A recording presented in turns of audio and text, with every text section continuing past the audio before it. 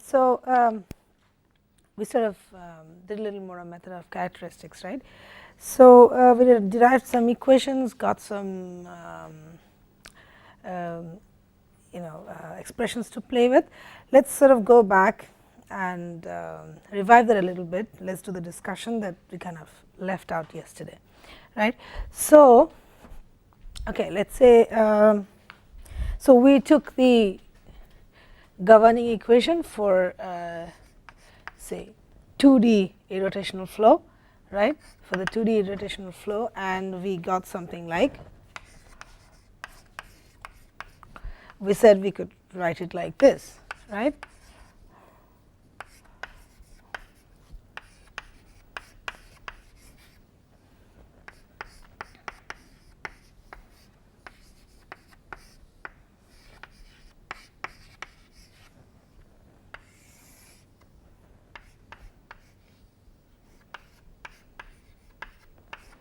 And we said we could solve this on a computational grid, right?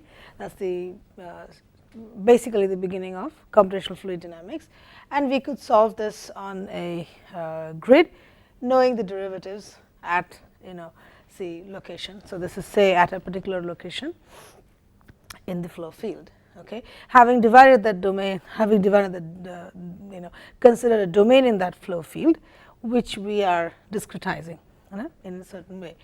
However, there is a catch that this will exist only as long as this is not 0.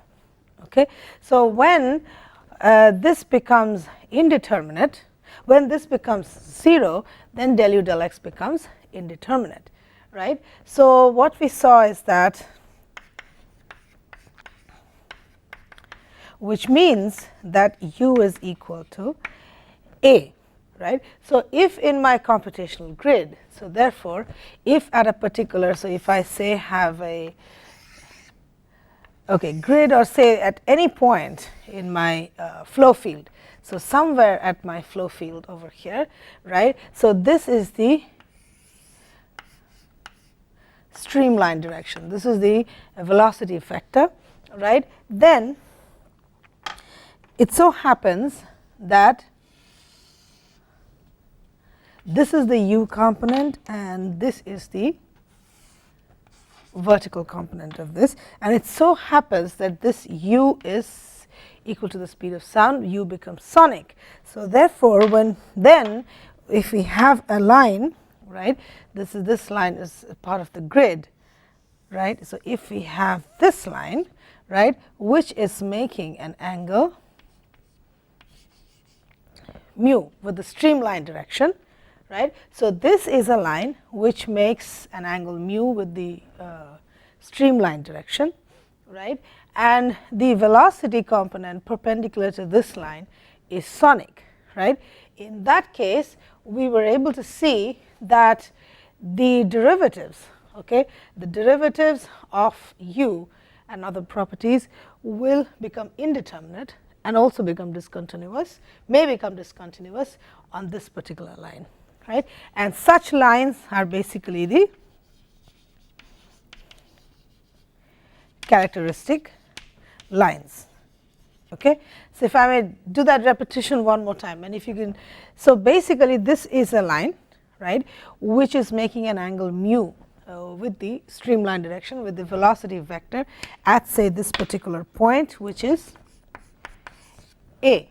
Right, and this is basically any arbitrary point in the flow field, and the velocity component perpendicular to this line is sonic, right. Then the derivatives of the velocity component here, u, is going to be indeterminate and may be discontinuous on this line, and therefore this line is essentially a characteristic line.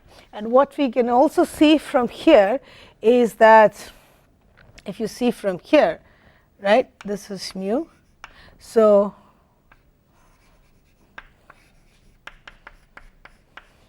sine mu is 1 by m, which essentially means that these are also Mach lines. These are also Mach lines, right. Now we then went on to, so this is something we did, and then we went on to we worked with this, we found out an expression to find out, say,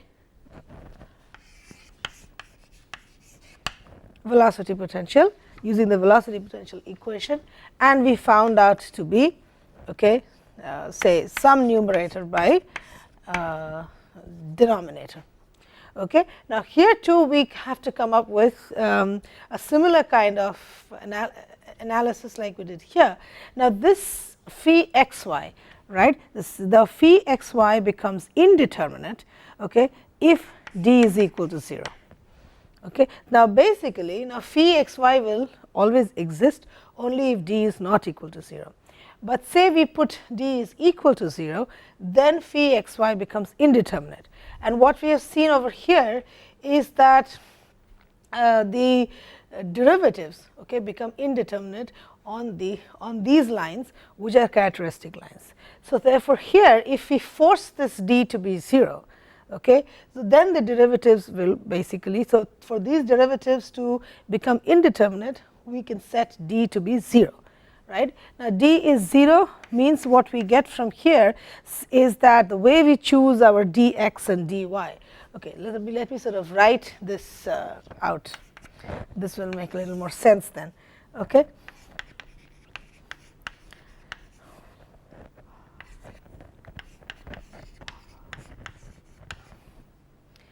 Okay, so this is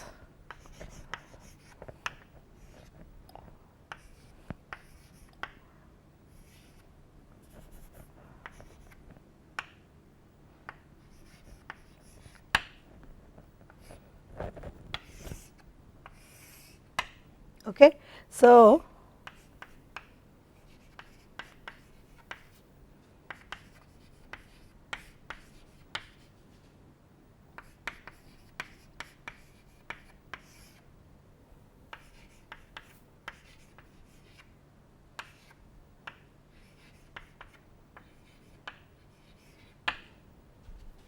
okay. So, as you can see here, so therefore, if I choose dx and dy in such a way, so in a particular flow field, so this is say for some streamline like that, right. So, if I have say a particular at say this particular point, say, right, this particular point, this is my streamline direction, this is my v, right. Now, I choose a dx dy here. So, I choose a dx and a dy, I choose a dx and dy in such a way, right, that this d goes to 0, that d goes to 0. Then the derivatives, okay, of my the derivatives of my flow field are going to disappear, are going to become indeterminate and may also be discontinuous. Okay. Now, let us look at this. Now, for example, let us see.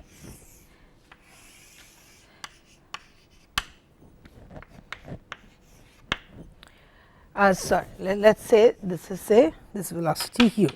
Okay. Now, say this is varying something like this. Say this is following. So, I have just taken an arbitrary fashion something. So, let us say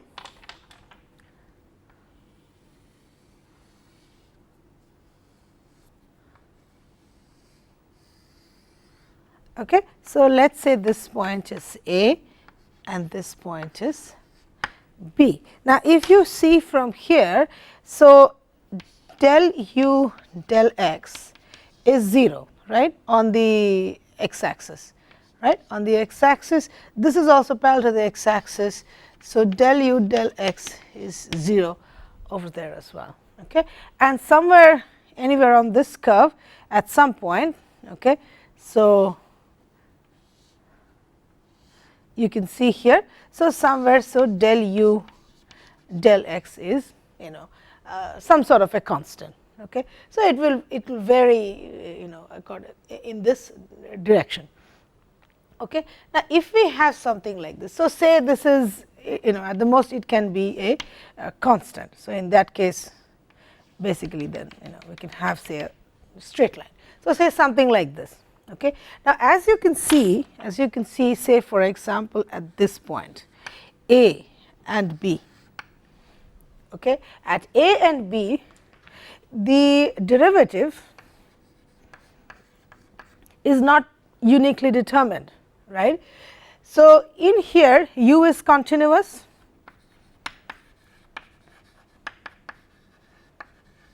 right, here also u is continuous.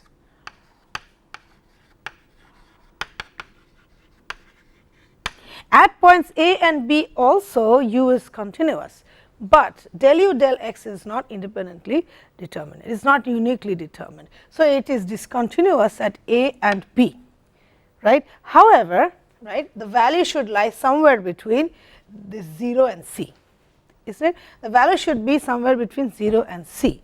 So, therefore, for this to be at least, for my derivatives to be at least finite, it has to be at least a 0, right. It has to be at least a 0, and to enforce that I have to make n is equal to 0. You understand what I am doing here?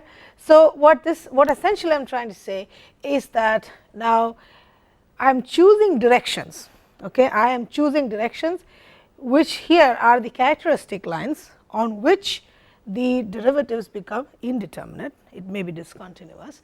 So, for which I set d is equal to 0. But for these derivatives to be indeterminate, but at least finite, the n also has to be 0, okay, which means that phi x y, okay, which is del u del y is indeterminate.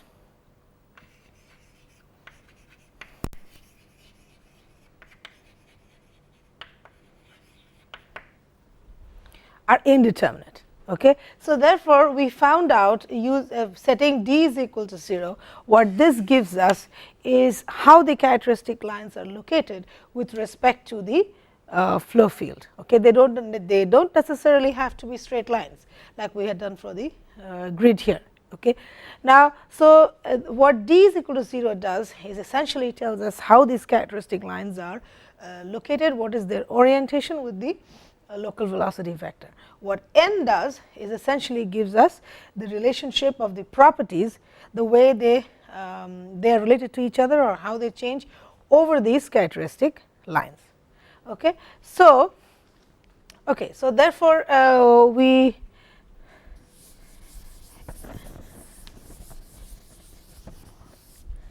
what we also did is that we were able to find, right, the equations of the characteristic lines setting d is equal to 0, right, and we found this out, right. We were able to find dy by dx is equal to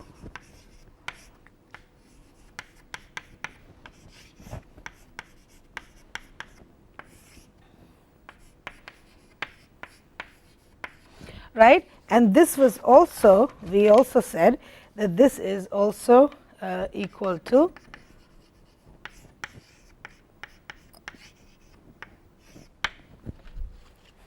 this, right. So, if we have something like this, so this is dx and dy.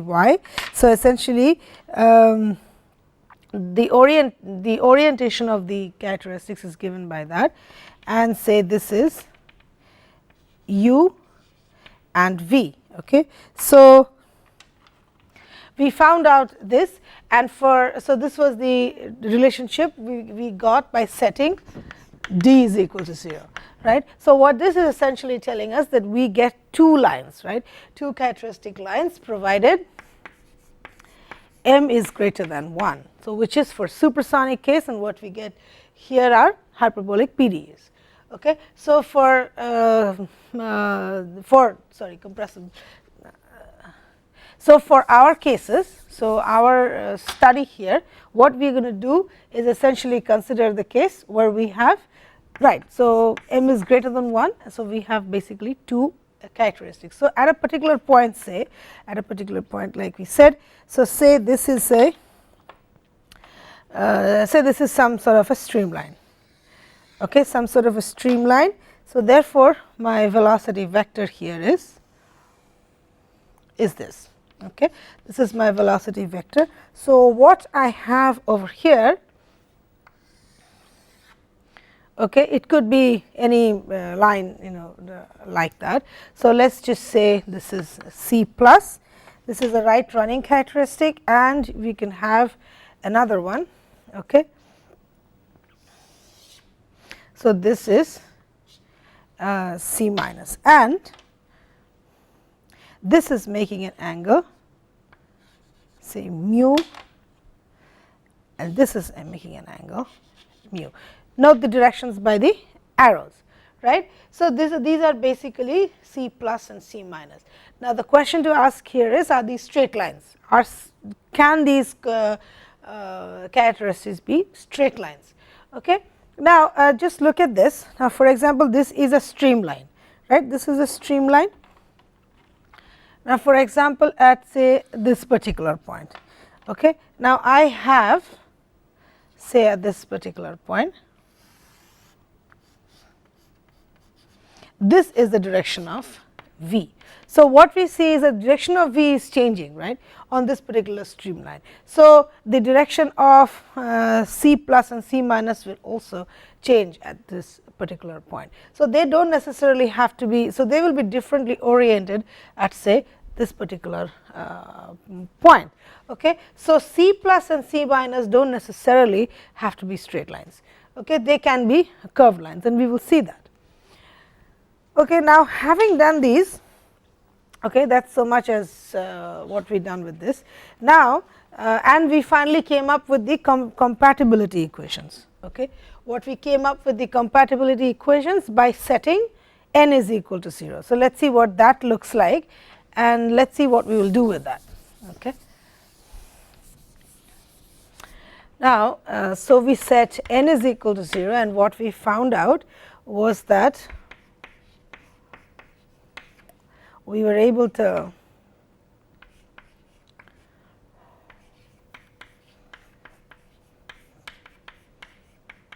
these are constants. So, this is the Prandtl-Meyer function, okay, and theta is basically the streamline geometry definition here. Okay. So, tan theta is V by u. So, that is what we get by theta. So, now here this is similar to the Riemann invariance that we did previously, and this is valid for the left running characteristic, and this is valid for the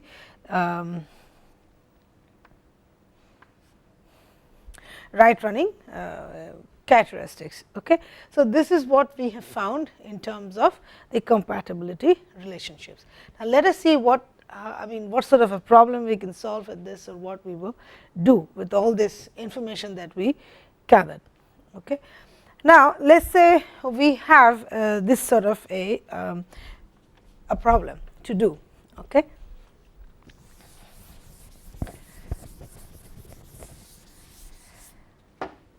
Okay. So, this is the problem that compute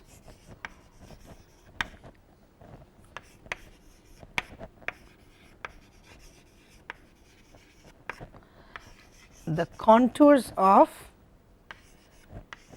a 2D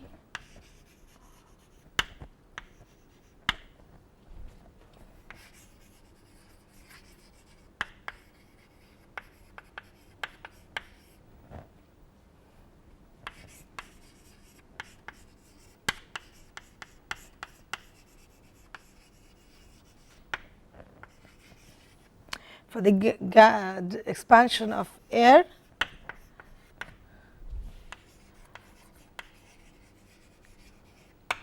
to a design exit Mach number.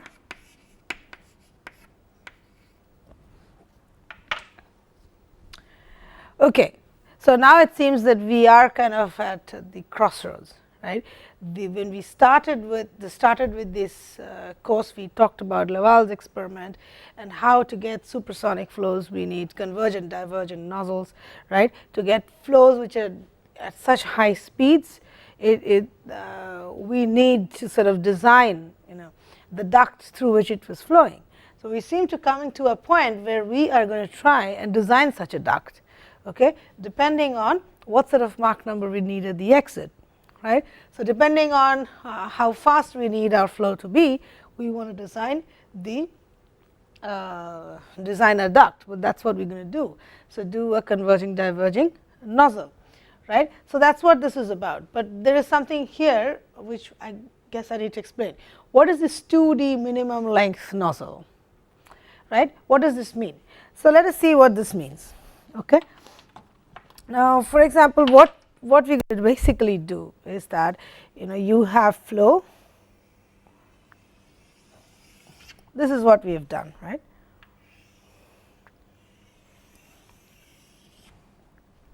This is what we have done. This is basically the converging divergent nozzle. Now, you have basically subsonic flow coming in here. This is the throat region, right. This is the throat region. The flow is allowed to expand, and then basically we should get uniform flow at the exit. Basically, we will get uniform flow at the exit, right. So, now what happens here is that now you allow this thing to expand over a certain length. Okay. So, what we are going to basically have here is that the flow is going to expand. So, in this particular case, okay, so say we are going to have this. So, we are going to have say several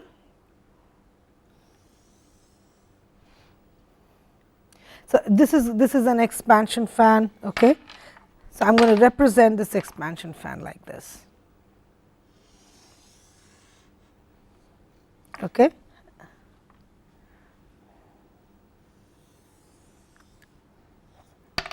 So, what happens is, okay, now it hits the wall over here, okay, hits the wall over there, reflects from there, and when it reaches say this particular point over here, okay. So, this particular point over here. So, I am going to call this say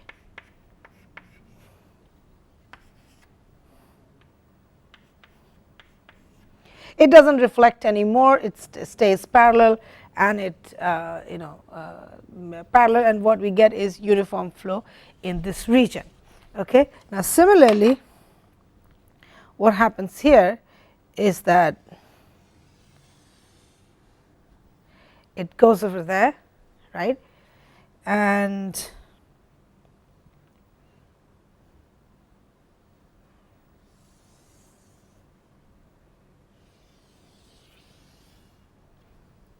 that is it. Okay, it does not reflect anymore. Then we have this. Okay.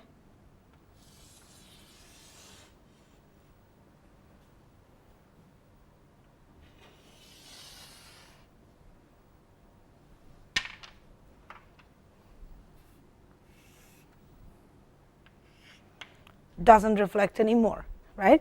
Now, we can do the same thing over here. So, you have this flow expanding over here. Now, we could have the same flow generating from here as well, right. Let me do it this way. Let me do this by dotted lines. Okay. Now, for example, this, okay. Now, that comes out here. So, this goes then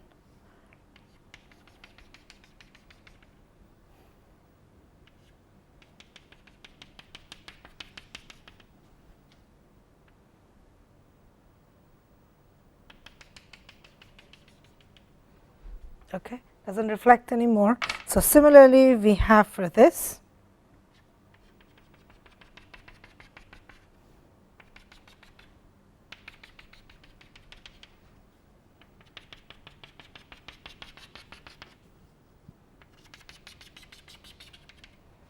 Okay. And then again we will have say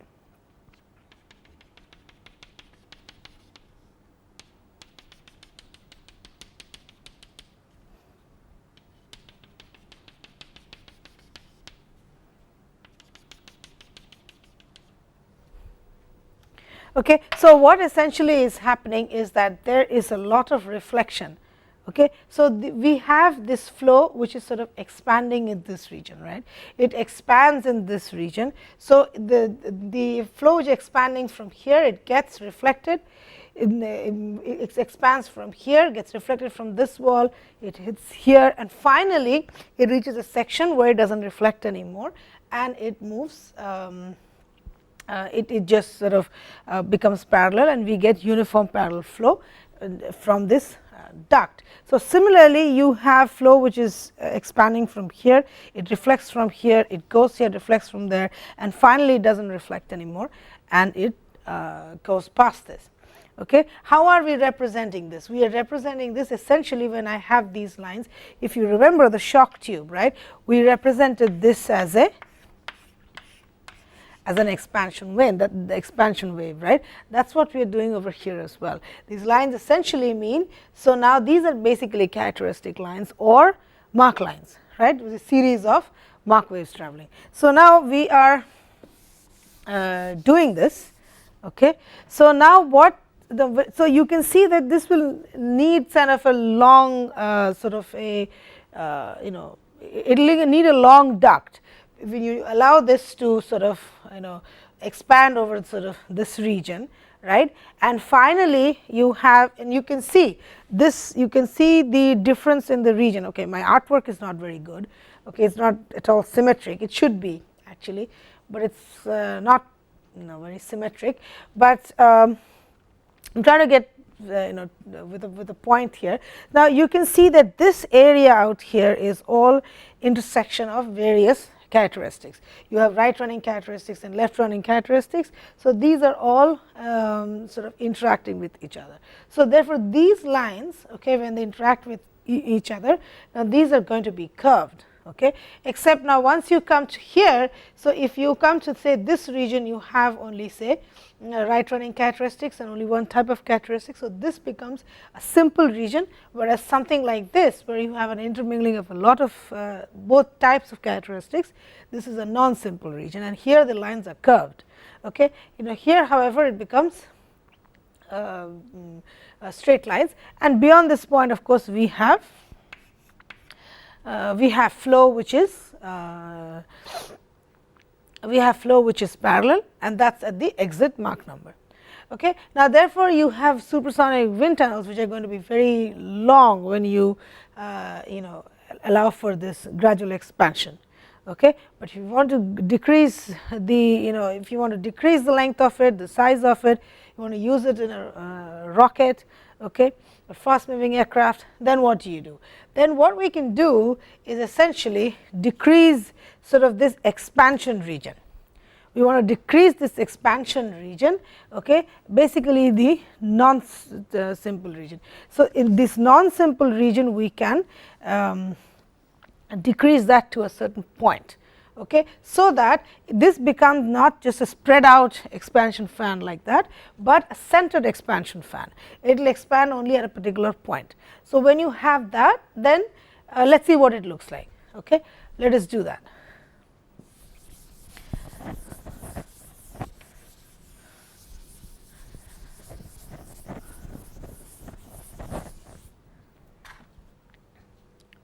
Okay, so let us do this here. So, for example, the thing is, so essentially, okay,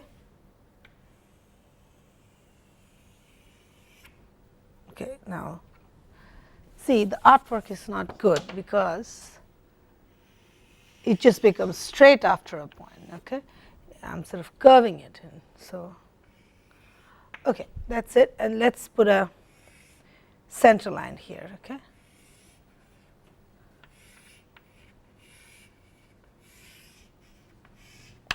Okay. So, if we have this, so now this is the throat region. Okay, this is the throat region. Now, as you can see that we do not have like we have essentially multidimensional flow coming in over here. So, for all practical purposes, this is not going to be a straight line. right, the sonic region, because it is not expected that it becomes sonic exactly along this straight line, it is going to be a curved line. But for our practical purposes, we will just take that as a straight line. So, let us call this as say AB, and this is essentially the sonic throat region. Okay. So, then unlike in this particular case, when we allowed it to expand over a region, we are going to reduce that region. So, if in this particular diagram basically, so AC this length is your expansion length. Okay. And after this it becomes, this is a straightening portion, it straightens out. So, that sort of deals beyond say CD is the simple region. Okay. So, here what we will do is that this is the, we will decrease that L to completely, we will reduce that L to completely 0, the expansion region to completely, we will just get rid of that. Okay. So, that we do not give it any region to expand, it has to expand at a particular point. So, to do that, so let us say we will, so essentially this is the wall, right. So, let us do this. So, let us say write it like this.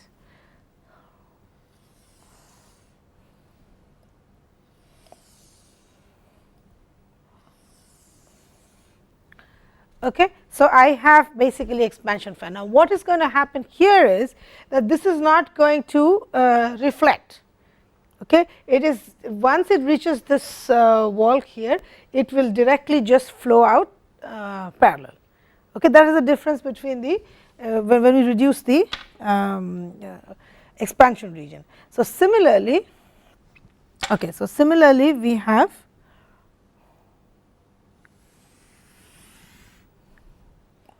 okay.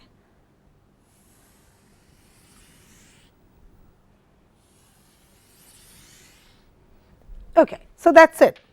Okay. So, that is pretty much what you can see. Now, as you can see over here that this region out here becomes non-simple, isn't it? Now, these are all like interacting with each other, this region becomes non-simple. So, and rest you can consider that as straight lines. Okay. So, therefore, this is what we do when we have a minimum length nozzle. Okay. So, you can see that now we have basically centered expansion wave.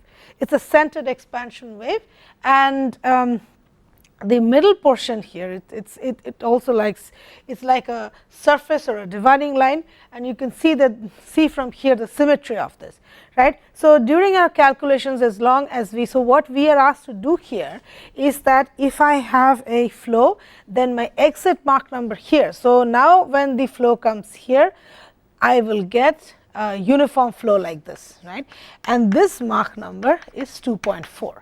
So, what I need to do now is to design this wall, basically design this wall. So, design this minimum length nozzle, right. So, what we will just sort of do that here.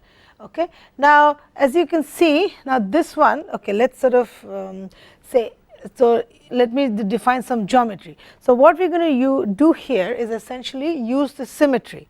Okay. So, what we will basically design just the top part of it. So, we are going to not look at this part. Okay. So, let us just say erase that. Let us just say get rid of that. Okay. We are going to deal only with this. Okay. Now, and let us see what happens. So, this is what we have. Okay.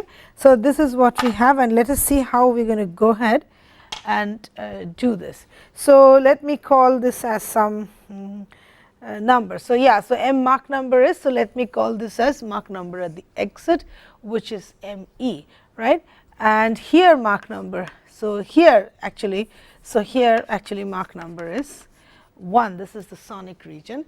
So, we have this. Okay. So,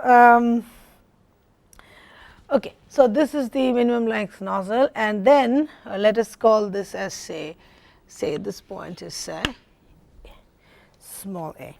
Okay. So, now if we have this, okay, and let us say call this point as C. Okay. We will call this as C. Okay. Okay, I get rid of that.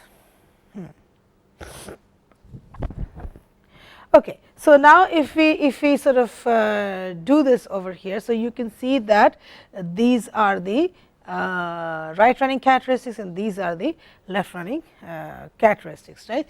Now here design wise, so this is essentially, this is say theta max, and you can clearly see here that here at this point, of course, theta is equal to 0. So that is our geometry. Okay, that is our geometry. Now let us use the compatibility equations. Now what we had was that theta is equal to a constant, right. This is on the left running characteristics, like it is left running characteristics, and theta on the right running characteristics. So based on that, what we can say here is, say along this characteristic. So along this characteristic, okay. So what we will, this is a right running characteristic. So let us write it here. Okay. So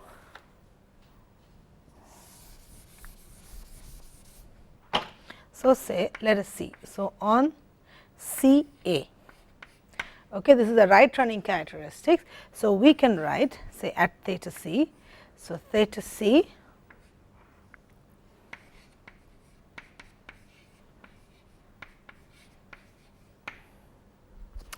do you think that's okay? So essentially what we are looking at is this characteristic. Okay, we are looking at C A, which is a right running characteristic, and therefore we are using the compatibility equation, which is this, right. So therefore theta c minus nu c is equal to theta a minus nu a. Okay.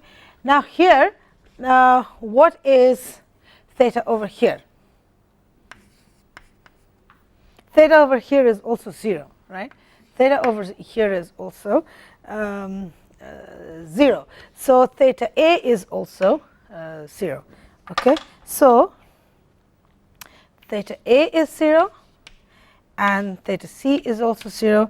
So what we get from here is that theta, so that what we get from here is essentially mu a is equal to mu c, right. We get that. Now,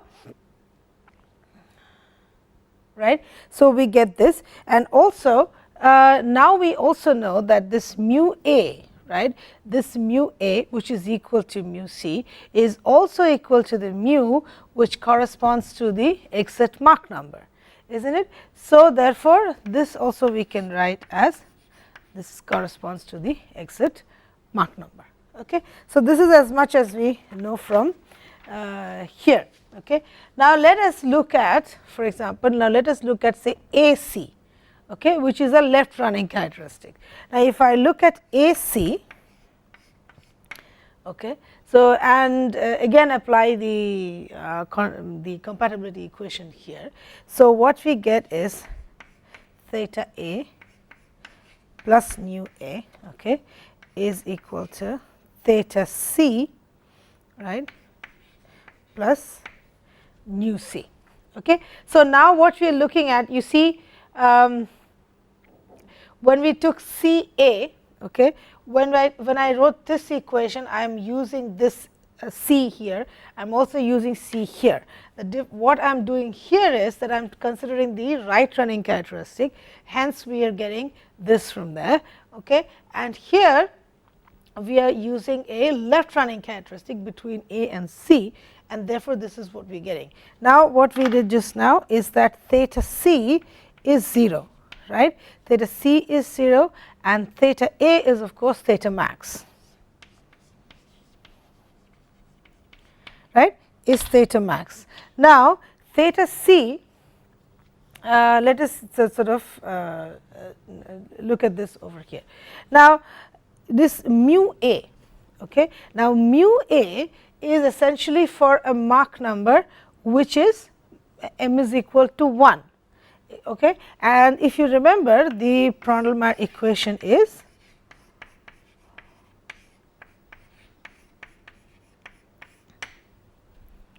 right. So, I can write this as theta max is equal to say mu a minus mu a, and this is minus mu 1, right, which is 0, right. So, mu a is also equal to theta max. Okay. So, mu a is also equal to theta max. Okay, which means, and now this mu c is of course equal to the polynomial function corresponding to the exit Mach number. So, I can so this again is mu exit Mach number. So, therefore, what we get from here is theta max is equal to of the exit Mach number by 2. Now, this is very interesting. So, now you can see, now if I have to design my, so just let us take a step back and look at this. So, what we have found out here using the compatibility equations, that given the exit Mach number, this is all that we are given, that is all we are given. So, how do we start out to design this nozzle? So, what we found out is that theta max, which is here, right, is equal to half the polynomial function based on the exit Mach number. Okay. Now, so essentially what we are saying here is, now if you have a length, you need a minimum length of this. Okay. So, you can start from theta max and gradually go up and straighten it out, right. So, you need this minimum theta max, and if you decrease the length below this, then it will not be shock free, then you will have shocks. So, to have shock free parallel flow, here based on this Mach number, this is the minimum length you need. Okay. So, this is the length that we shall be needing. So, now let us sort of do this, do this problem, and let us see how we will sort of go about this. It is the same thing. Okay. So, for our specific problem here, so our specific problem here,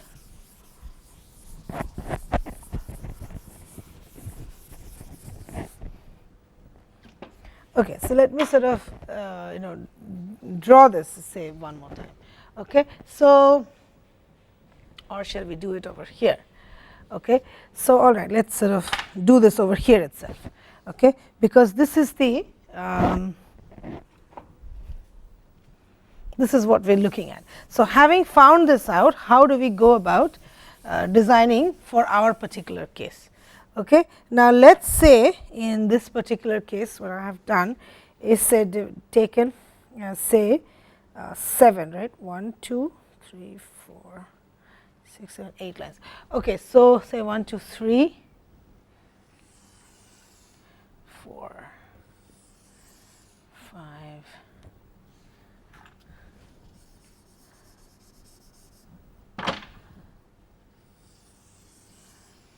6,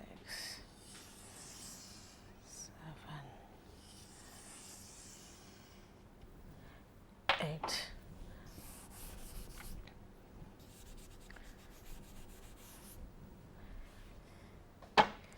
Okay. So, now we have this, and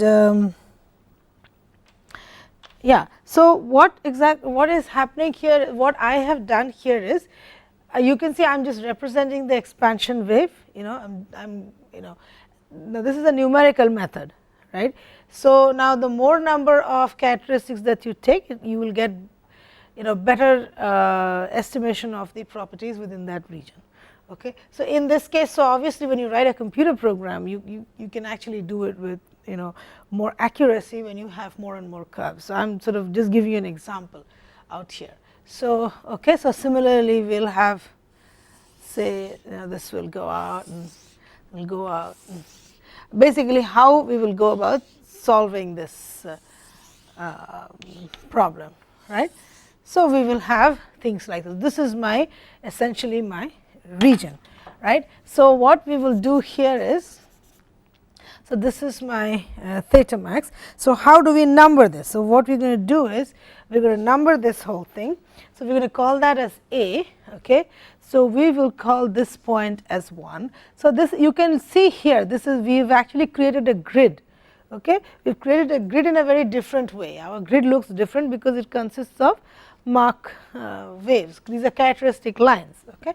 So, this is 1, this is 2, this is 3, this is 4, 5, 6, 7, 8, 9. I am sorry, it looks a little congested, but I am afraid you really can't do too much about this here. Okay. So, now, so this is how I am numbering it. Okay. So, what I do is on each first line from here, so I said 1 and 2, 3, 4, I go along to the wall, right. So, again I come over here, or did I, okay, so I guess I took one more extra line, okay, it does not matter. So, I can sort of just do maybe decrease one more, okay. So, if I say do that, it will give me some more space actually, if I do that, okay. So, let us say I decrease, that, okay. So, therefore, you can really take as many lines as you want, and that is basically going to give us a better estimation of things. Okay. Okay. So, if you have that, so then this is 6 and this is 7, right, and so this point is 8. Okay. So, then we come here, this becomes 9, this is 10, this is 11, this is 12, 13. 14, right, yeah, so on and so forth. So, then you come here, this becomes 16, 17, 18, and so on and so forth, right. So, this is what we get now. So, and I know my exit Mach number. My exit Mach number is, and that is all I am given. So, my exit Mach number 2.4. So, therefore, I can find out my theta max, right. So, my theta max, right, is corresponding to is, right, and what I get from here is essentially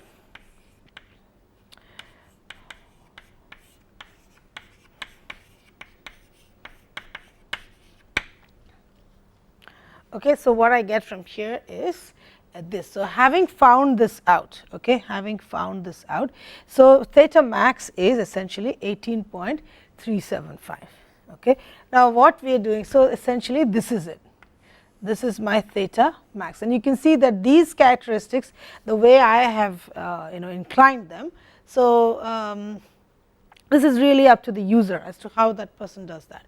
So, now let us say that this angle, let us take that that A1, okay, say that makes an angle 0.375 degrees. So, then therefore, each of these are then basically that angle is divided into remaining 18 degrees is divided into 6 divisions, right.